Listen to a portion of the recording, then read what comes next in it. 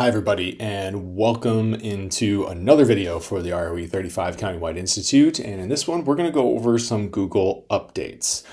So if you aren't a Google school, this video is probably not for you. But if you are a Google school, we're going to dive into a bunch of stuff that Google's released over the last year, and maybe some stuff that's been around for a while, but you just didn't know existed. So I do want to say I'm using a bunch of slides that Google provided us as PD partners to promote their updates. So that's super helpful. So if you see some stuff and it's like, man, Ben really did a detailed job on his slides. I didn't. They did it, and they look really good. So I figured, why reinvent the wheel? Let's use the stuff that Google launched. So with that being said, we are going to dive into some really helpful stuff here. And I hope you kind of see these updates and you look into them more. And as always, just always look for Google's updates. When you see, my best tip for keeping up with what Google's doing is to pay attention to when Chrome updates in the pop-up window comes up after you've updated Chrome, and it'll tell you all the new things that they've launched in Chrome. Now, that's just in Chrome, that's not in Docs and Drive and some of that stuff, but it is really one of those ways that you can find out, oh, I didn't know it did that, and it'll do that. So just as a helpful tip there. So with that being said, let's dive in. What are we looking at? Well, I wanted to start in Google Docs because Google Docs has now this ability to create tabs and sub-tabs. So while there are some tools in here that maybe you don't use, I know Google Docs is one that is universally used, so I wanted to start there. And so when we're talking about this, I'm actually going to use a doc that I kind of showcased in my first video on AI, or one of my videos on AI, and that's my Gemini Gems document here. And if you noticed, I organized this with tabs, and I think this is a really cool feature that Google launched that maybe might be a little underutilized. And so what this does is it allows you to create tabs similar to how you would create tabs in a spreadsheet. So you have different sheets that you work from inside of one sheet workbook. We're doing that, but we're doing it inside of a Google Doc. And what's neat about this is you can see I have like my introduction tab, and it's only one page. So if I have a document like this, it's very expansive and has a lot of different information in it, I can break out that information by tab instead of by page. So it's easier to click through, it's easier to search through, or not really search through, but easier to look through and identify each thing as its own individual tab. Now, what's really fun is down here, if you scroll to the bottom, you'll see you do get a little pop-up window that does say the next tab, and this person can click on it and go to the next tab. I think that's really neat. Now, the thing that is not used in this particular Google Doc, and it's just because I haven't set it up, but I could make another tab. You see it goes all the way down to the bottom, and you can click on them and you can actually drag them to reorder them. So I can kind of pull this one all the way up to the top here, put it in underneath. You can see it's still labeled tab 21, but I would click on the three dots and go to rename. And then I could rename that like teacher gems. And then what I can do from there is I can actually now sub-tab underneath of that. So I can kind of, drag these, I gotta kind of drag it, put it over top. And then now I have a series of sub-gems or sub-tabs of my gems that I can use, and you can kind of collapse them in and out and click through. So that's a really fun way of organizing a Google Doc in a way that maybe you didn't know you could. So instead of having a Google Doc that's 30 pages long and you got to scroll through to find something, you can organize it in tabs. And then the other thing that is really nice about this too is maybe on like your introduction page here, if I wanted to say put in a table of contents, I could do that where I could put in a list of gem ideas and then tab over and just say teacher gems. And then when I highlight that, I can use my shortcut, which is Control K or Command K on a Mac, or you can go up and hit the little link button here. But we're going to do that. You can see headings, bookmarks, and tabs shows up here. If I click on that, I can select from this list any of the gems, any of the tabs that are over here. So I could select teacher gems.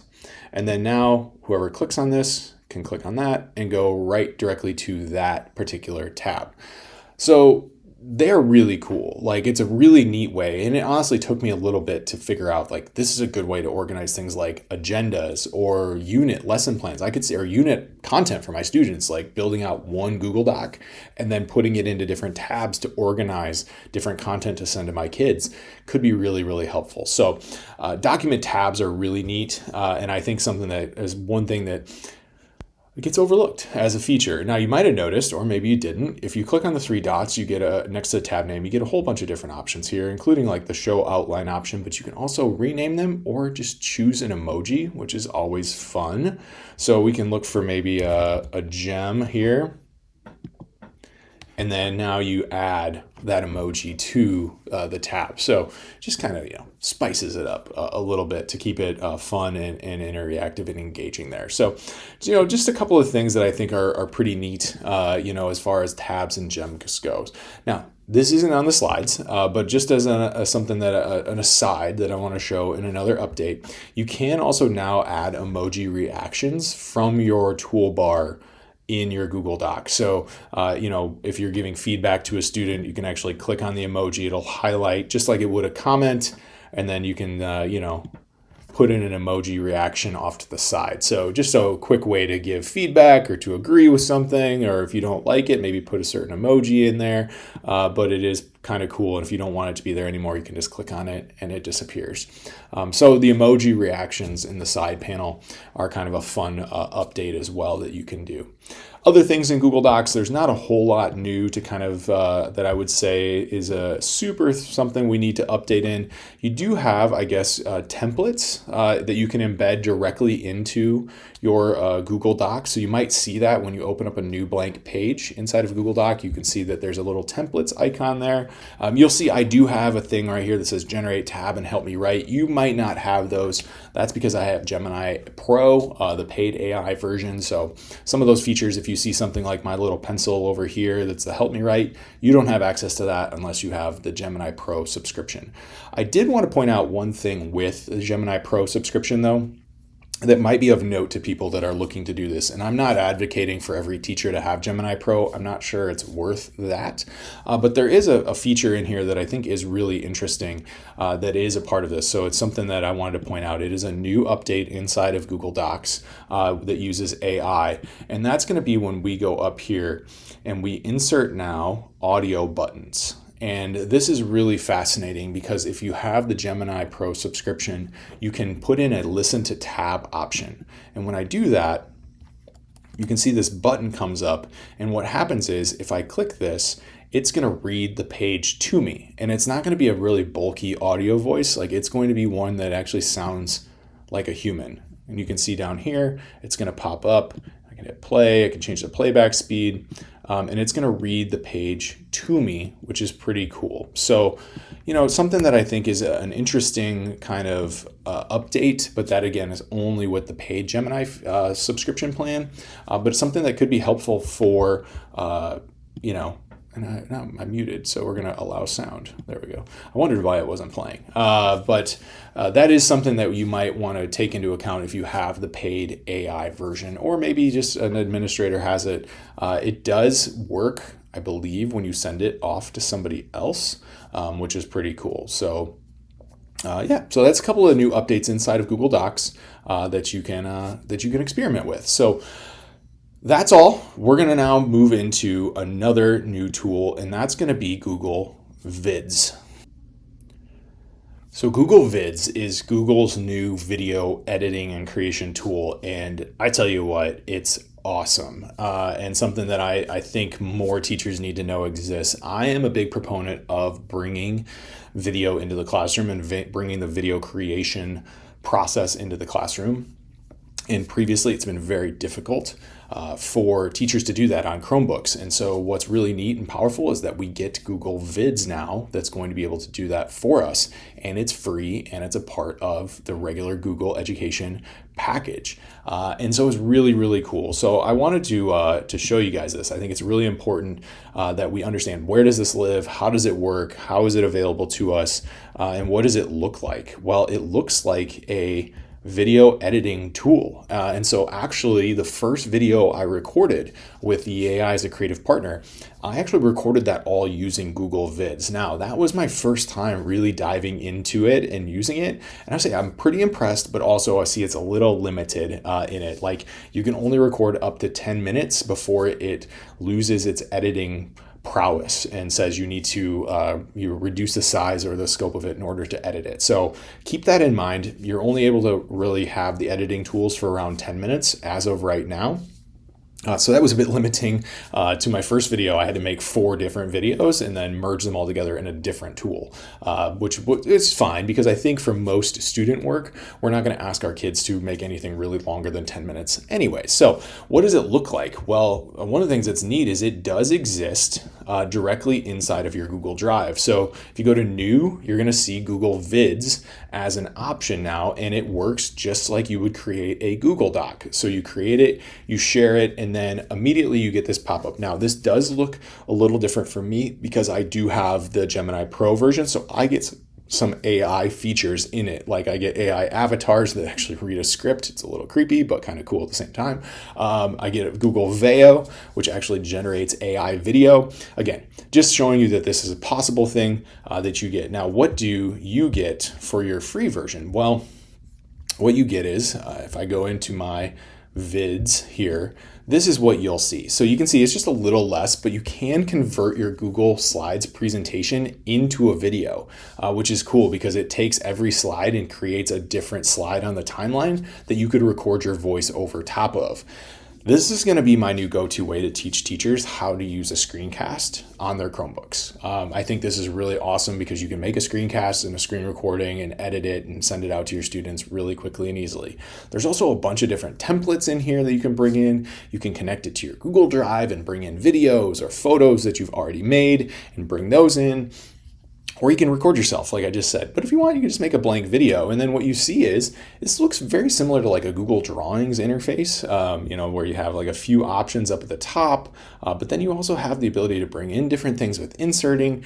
And then you have an insert option over on the right-hand side as well, including a whole host of templates that you can bring in and edit from, which are neat. I think kids are going to really like that. Shapes, text, stock and web photos and videos and music, which is amazing, right? So now we can have kids go out and find stock images, stock videos for like B-roll sequences, things like that. Really cool stuff. Now the script feature is also really cool because now what your kids can do is they can use this to type out what they're going to say, or they can copy and paste in from a Google Doc and then hit record down here and then read it, which is neat because it's all going to be right there on the screen at the same time. So really cool stuff that you're able to really do some advanced kind of video creation inside of Google Drive. And so I'm really personally very excited about Google Vids and its potential here. So there's a lot of different things you can do. Again, this is all kind of stuff that I don't have anything in here, but I want to show you one that is also like a couple of other things that are cool. So this is a video that I made for my son's school. So they did their Walk, Pray, Love event where they walked around town spreading joy and love, which was really a fun thing that they get to do every year. So I flew my drone around it, and I was able to edit that video inside of Vids. It was a kind of a fun test case here. So you can see I added in just a quick little shape, and then I was able to add text inside of it, added in some audio that I was able to actually import in. I used an AI sound music generator for that. I could have just used the stock over here though, and I probably should have checked out what they had for stock music in here. That would have been something I probably should have done, but I had my own kind of made anyways, which was fun. But you can see there's all sorts of different sounds and things that I could have brought in, or that your kids can bring into their videos of different lengths, which is really pretty neat. But then it drops it in on the timeline. I added in transitions, so now like I can just kind of drag my playhead around, and then you can see like as it plays, it'll transition from this scene over to the next scene, which is just really cool. So lots of really neat things that our kids can probably create inside of here that I'm pretty wildly excited about. And then it saves like a Google Doc, right? So it's in our Drive, which is also really cool. And our kids can share this like a Google Doc. So you can go in and you can share this, and kids can edit together in real time, or they can send it to you and you can share it out through Google Classroom and have them have that project file. So again, I'm spending a lot of time on this because I think it's really a cool thing that we can do. But you can see when you create an assignment inside of Google Classroom, like I already did here, if I create an assignment here and you go to create, you can actually send out a blank vid, or you can attach one that you've already made in Google Drive and you get the same, all students can edit it or make a copy, and the students can make a copy of that video template and start going to town. So you can see if I go into this, I can see student Ben, this is his work right here. And then this is what it looks like for him when he opened it up. He got the video, now there it is. So it's already there. That's the one that I sent to him, made it himself. You can see it renamed it. Really cool stuff. And so this is just such a neat way that we're able to create videos in the classroom, and it's brand new, and I think it's really fun to inspire creativity. Last thing with vids that I want to point out is if you have a video that's already uploaded into Google Drive, you're going to now see the option here to open with Google Vids. And that's pretty cool because when you click on that, so if it's already uploaded, you can now edit that video right away. You don't have to import it or anything like that. It'll open it up in a project and you're good to go. I'm actually pretty happy with where that paused. That's a pretty good impact position. Anyways, golf aside. So Google Vids, super fun. Something that I think is really, really cool and neat to bring into our classrooms. So just wanted to kind of highlight that there. So next up, as we move on from the Google Vids conversation, is to go into Google Slides. So Google Slides has some new options as well for you to choose from, and some new things and features that I think are pretty cool and something that we want to point out. And that's going to be, one of them is going to be, as you can see in the GIF right there, is that you have new templates that you're able to bring in. So previously Google had, a few templates and themes, but they were kind of meh, and they weren't the best. Well, now when you open up a new project or a new slideshow, you'll see you get a whole host of different templates that pop up on the side that you can bring in. And there are a lot, and they're very detailed. Quite honestly, I wouldn't be surprised if this was a direct correlation to Canva and the Google kind of needing to keep pace with Canva and making sure that they have as many templates, or at least some. You see, I'm still scrolling. There is just a ton of templates in here. And when you find one you like, you can just click on it, and then you can say import all slides. There's all of them. And now I have my new slide deck with that template, which is pretty cool.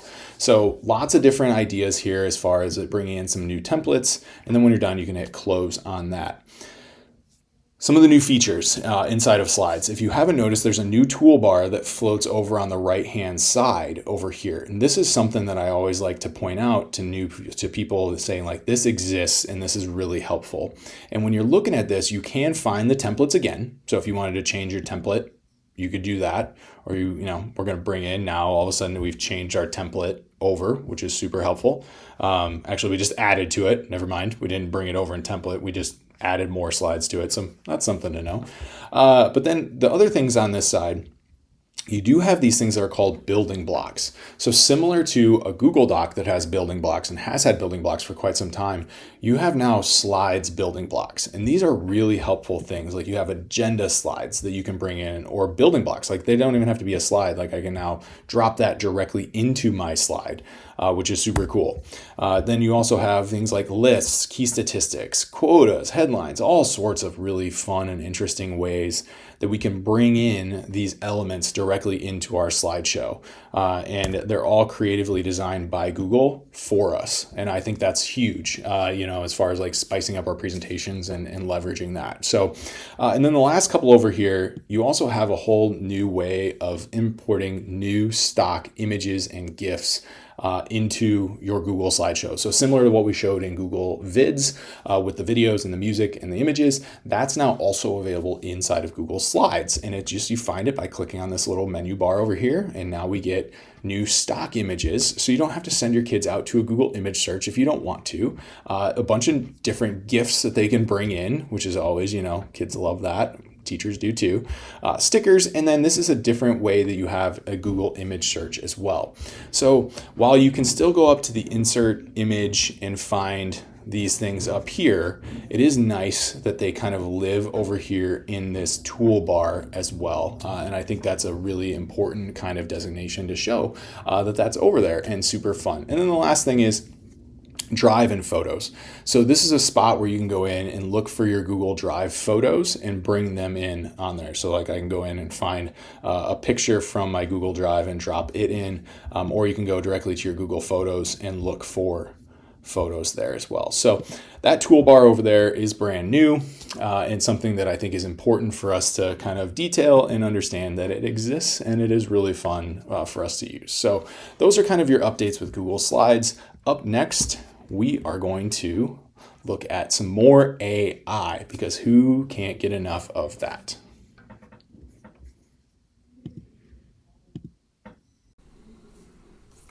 So there's always something new with AI. I already did a whole what's new with AI. I talked about some AI stuff in the Savvy Students one, but I wanted to bring up just some more updates here, or reiterate in case you missed that part, some of the new things and some updates. Like I filmed those last week, and there's already some different updates that have actually come out. So if I repeat anything in this section, I apologize for that. It's hard to keep track of when an update happened, or if I just talked about it in a hypothetical and then it actually existed, like these flashcards. And so I believe this wasn't a thing yet when I recorded the video on AI, but now it is. And I think I want to really focus in on like how you can use this. So there are these new things called flashcards, quizzes, and then reports inside of NotebookLM. And even when I record this, you're going to see that there's something that's coming that got announced this morning as I record this on September 24th that should be out by tomorrow. Like I might even have access to it when I open up NotebookLM to show you here, but it's called Learning Mode inside of NotebookLM. So there's always something new that's coming out with these tools, which is really fun. But I wanted to kind of point out just a couple of things more in NotebookLM that you're able to do. So you can see here, when you open up a notebook in NotebookLM, you can generate flashcards and quizzes and then send those to your students, which is really cool. So when I open up I generate the flashcards, this is going to now generate flashcards based only on the sources over here that I give it. And I could have been a little more precise with this. If you click on the little edit button here, you can customize these flashcards as well. So you can see when I go in, I can do a standard amount, a fewer number of cards, or more. I don't know exactly what that means as far as like how many that gives you, but it is something you can play around with. And then you can change the level of difficulty, and then maybe like just change the topic too. Like what are some of those things that you want it to focus on specifically? Now, another NotebookLM tool to do with this is you can select over here which source you want to create these from. So if I had a vocabulary list over here, I could uncheck all the sources, just check on that one particular source, like the Battles of the American Revolution slide deck, and generate the flashcards, and it would generate the flashcards based only on that source, which is pretty neat. So one of those things that you can use there. So a couple of the other ones in here that are pretty cool, reports. And so this is where I believe the learning guide is going to come into play. And what that's going to be able to allow you to do is when you click on the report, you're going to be able to create a learning guide for your students, but you can push this notebook out to them, and it doesn't answer the questions directly for them. It encourages them. It acts like a tutor and makes them answer the questions and ask them engaging questions. Again, it got announced this morning, so it's not here yet, but it will be there coming soon. But you can see you can also create reports from here, like study guides, blog posts, concept explainers, case studies, historical analysis, like really cool stuff, and these reports all come from the sources that you have included in the notebook. So this is a way you can upload your content like I did here with the American Revolution and create things quickly for your students, which is neat. So pay attention to the studio over here. There's all sorts of fun stuff. Click on the pencils to see how you can change these things for your kids, for example. And I know I didn't mention this in the first one. When you click on a video overview or an audio overview, you can change the language, and it's updated now into, I believe, 70 plus different languages that it will create those videos and podcasts that you can send to your kids, which that in and of itself is pretty powerful. So lots of neat things that we can do inside of Notebook LM, and then obviously coming soon, the ability to share these with students and to have them interact with them. Now, when you do share them with somebody, you want to make sure that when you share them, you understand the access to part here. So when you do the viewers have access to, if you click on the full notebook, what that's going to look like is they are going to see all the sources over here and the studio, which is important because if you want them to be able to see the podcast or the flashcards that you've made, you want to make sure they have access to the full notebook. You can still make them only a viewer, but when I hit save on this, you'll see now from a student perspective, when they open that up, let me share that again. Copy the link. Thought I had it open. Sorry. There we go. Now this is what they see. So you can see they get the sources over here in the studio, but when I made them a viewer, they can't add anything to them. So they have no control over the sources as far as editing them or removing them or anything like that. But they do get here, they get my flashcards. So this is kind of fun, that they can use these to review. So you see that took a long time to make because it made 59 flashcards.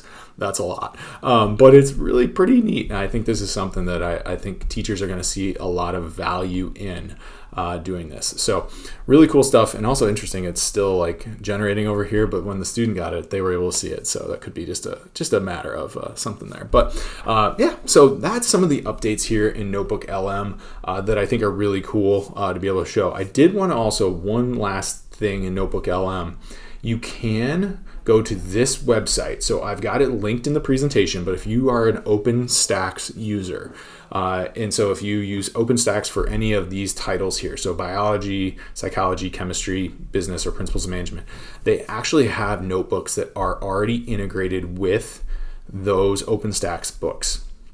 And when you click on them, you'll see you open up one here, and now all of the units, they've already got different podcasts made, flashcards made in the studio here, but then all the sources are over here. So all the units from that OpenStack exist here that you're able to go in and engage with, which is pretty cool. And then once you open it up, it does show in my recent notebooks. So that's really helpful. So you can go in and use those. I had a group of teachers actually that use OpenStax ask about that, and that's where we found them. So pretty fun there if you are an OpenStax user.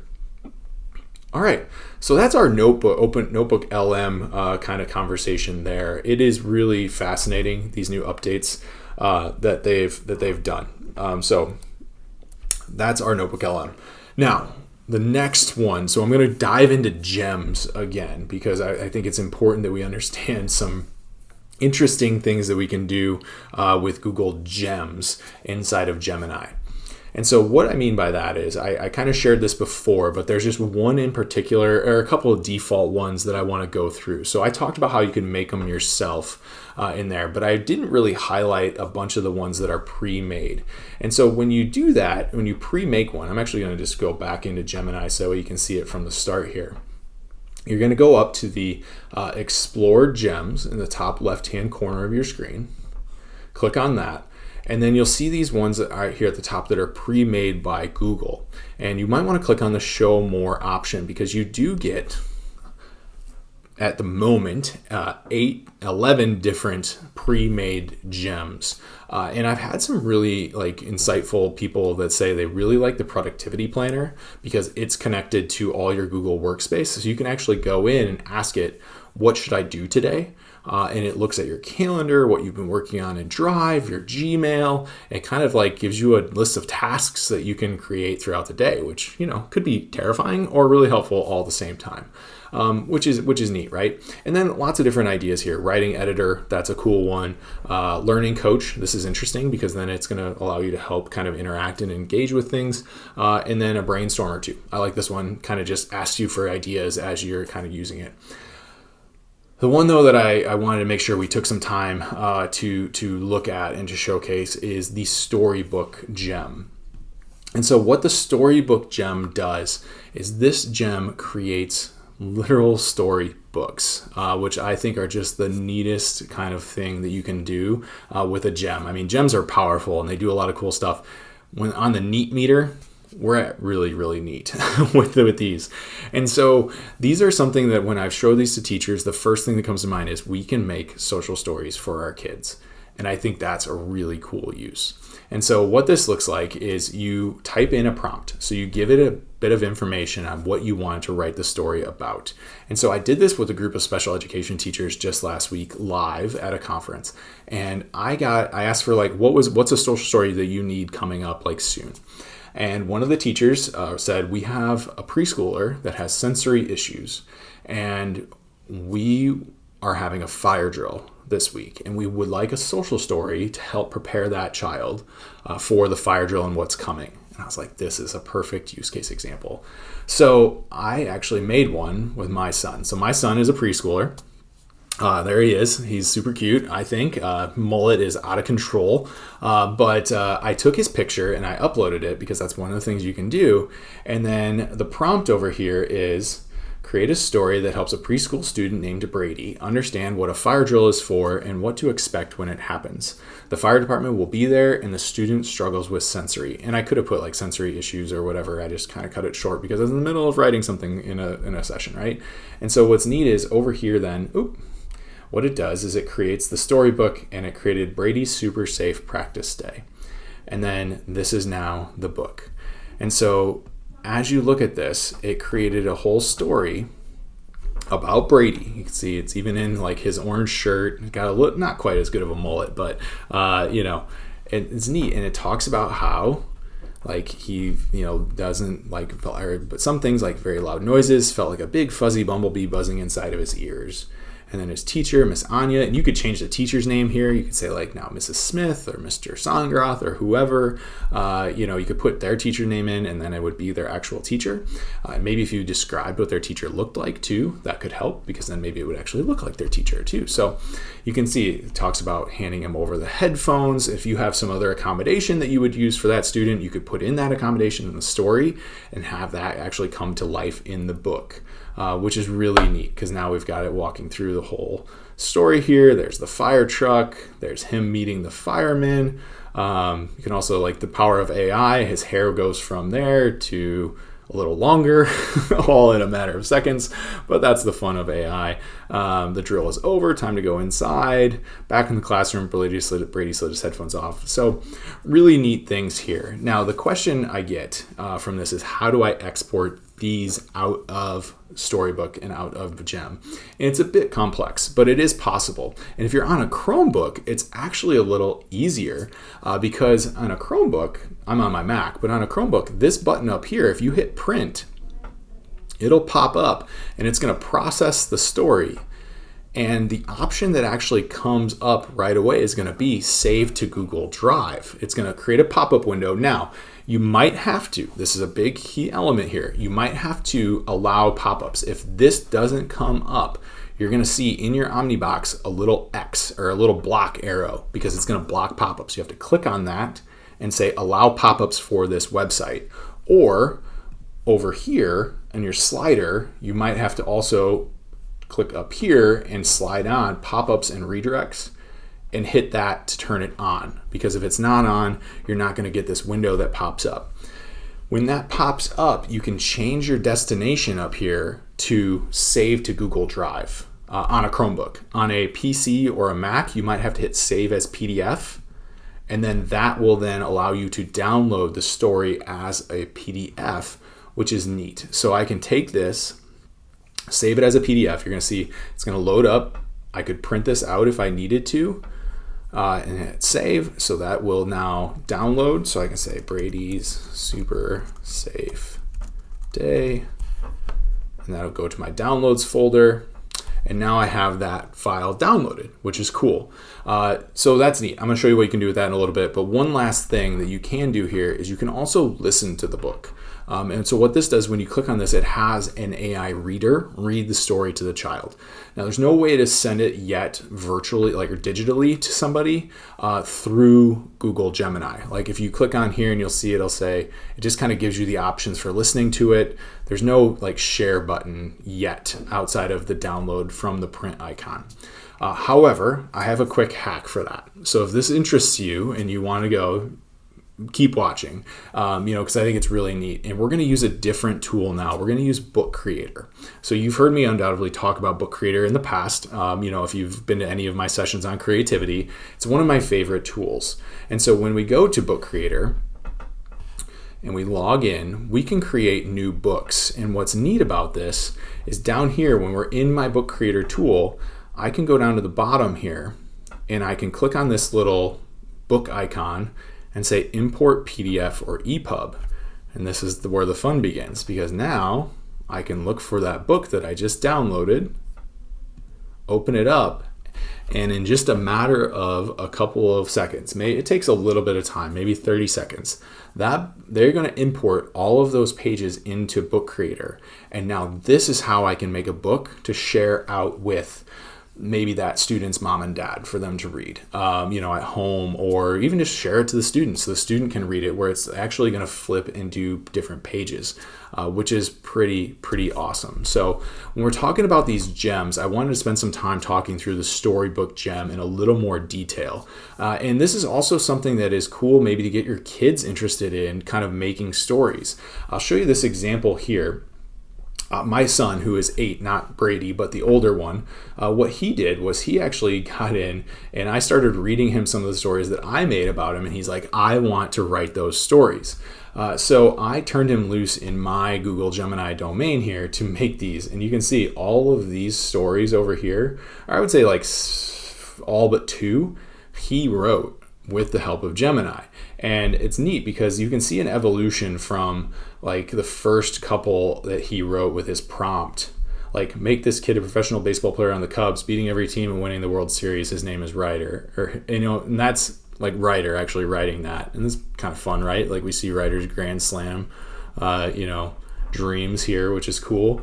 But then he actually gets more elaborate in his prompts as he kept making the stories, because he realized the more detail that he put in, the better the story was and the more elaborate the story got. And so I think that's a cool like introduction to AI, like even for an 8-year-old to go in and to do. And he loved seeing like these stories come to life, which is pretty neat. All right, here we go. We're back on the Book Creator, thing here, but you can see add the pages. We're going to select all of them, hit add. Now, this just determines on what shape. Landscape tends to be the best for this because it comes in well, and then the pages fit really good. And you can see now I've got my my short story in a Book Creator as it loads. There we go. And there's all the pages as they come in for my students to be able to see. And then I can go up here and hit the share button and publish it and put it out onto the web. And now I've got a storybook that I can share out with my students. So kind of a quick hack there between Gemini Gems and Storybook Mode is kind of one of those cool updates that I think more people should be checking out. And I think it could be really fun. So the more elaborate the prompt, the better to get that. So those are some of your AI updates that didn't really fall into the other previous AI category. I thought they would kind of fall into that Google category here, and I thought they'd be pretty neat. So hopefully you learned something there. Next, we're going to wrap with some Google Chrome updates to hopefully make your lives, as the title of the session says, more efficient. All right, so Google Chrome has released some new updates that are really fun and something that I think more people need to know exist. And the first one that's neat is that you all have Google Lens embedded in the Chrome web browser. So actually on a Chromebook Plus, if you're lucky enough to have one of those, you can use a little Google button that's down in the bottom corner of the screen. I'm not using my Chromebook right now, so I can't show you that, but I can show you what it looks like on a web browser. Now, Google Lens, you might be familiar, is a tool that also exists inside of the Google Smart app. So you can use your phone and you can click on the Lens button and then you can scan around on something, take a picture of it, and then it'll do a Google search that shows what that potentially was. So it's a helpful tool on your phone, but now you have it on the web, which is pretty neat. So to show off what that is, let's see how it works. So let's go to the LTC website here. And if I click to get this up, you want to click in the Omnibox. Okay, so when I click in the Omnibox up there, you're going to see this thing that says Ask Google about this page. And then you can select this little camera icon right here. And then now I can actually draw out a little circle.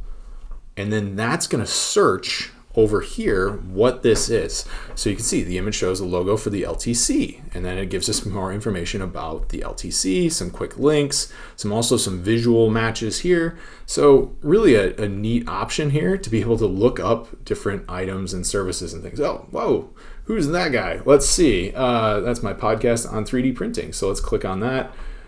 I'm curious, I'm nervous all at the same time to see what this will say. Look at that.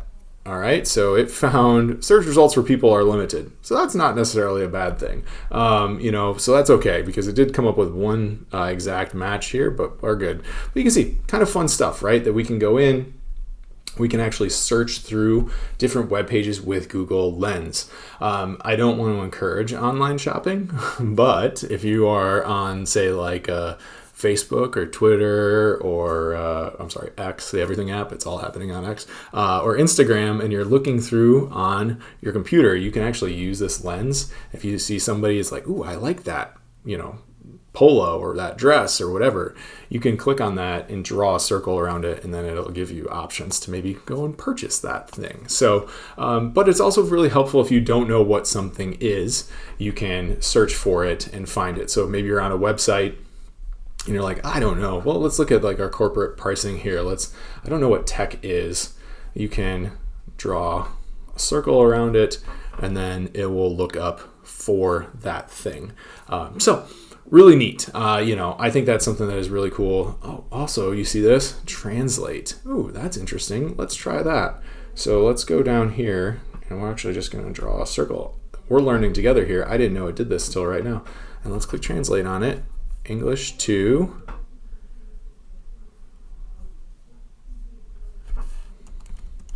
Spanish. Look at that. That's fun. We learned something together in this video here. And look at that, translate available in 110 new languages. Awesome. So kind of one of those things that I think is fun in Chrome. If you didn't know that I existed, again, it's just a click in the Omnibox while you're there, and then ask Google about this page, and you can draw your shape around it, which is a pretty neat thing that you're able to do on your Chromebook. And then Google Groups, not Google Groups, but tab groups inside of Google Chrome. Another fun one that not a lot of people know exists. You can see I've been using them for this presentation, where I've been able to group the different topics that I've talked about in this presentation together, in order to better identify like when I need to go to one of them over the other, right? So, or keep all of my examples together. So I have all of my vids examples there, and I can click on it, open it up, close it, and it's really helpful. And so to create one of these, what you do is you click on the tab that you're using, and then you right click on the tab and click Add Tab to Group, and then create a new group. Now, if you already have groups created, you'll see they already show up here. And one of the things that is new that you now don't have to worry about anymore is that they automatically save for you. So they add as a pinned group here in your bookmarks bar that you can keep going back to them later. So I can click on vids here and the vids open up, and that's really nice. This is one from a long time ago, the lesson one that I used in a previous webinar, and that I don't use anymore. So you see, like, I can close this group out, but it still exists in my bookmarks bar there. So if you do want it, you're like, I don't need that right now, can close that out, but it still stays right here. So then the next day you can come in and you can open up that group, and all of those tabs will automatically open back up. Previously you had to save these groups, or you couldn't even save them, but now they save. And if you want to get rid of it, like you're only using it for a little bit, like I don't need that lesson one anymore, you can right click on it and hit delete group. And then we're going to just delete that group. and now it's not in my bookmarks bar anymore. So that can be a really helpful way of organizing different tabs that you're using. So think about it like you're organizing all of your tabs for one particular prep, right? Or you're doing research or something along those lines.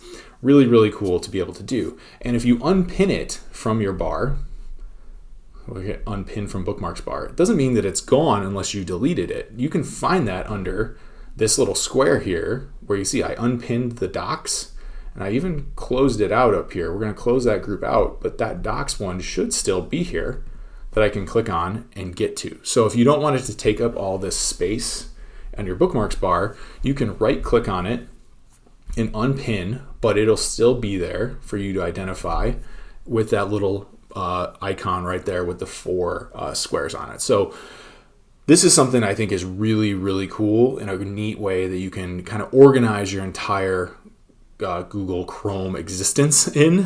So I was always a big fan and still am of bookmarks and using the bookmarks bar for my organization. However, when I'm presenting or I'm using something like this, organizing them in groups and then being able to now save those groups from session to session is so, so powerful. So all that said, I hope you picked up some new Google tips and tricks from this session, and that you found some new ideas with some Google updates. So thank you for watching all 4 videos of this. I hope, as always, you learned quite a bit and you took some good notes and you enjoyed the series. So thank you again to ROE35 for asking me to present for their Countywide Institute Day. I'm always happy to make these videos. And please reach out if you have any questions or you want to follow up with anything. Hit me up with an email. I'm happy to support you in any way that I can. So have a great day, and thanks for watching.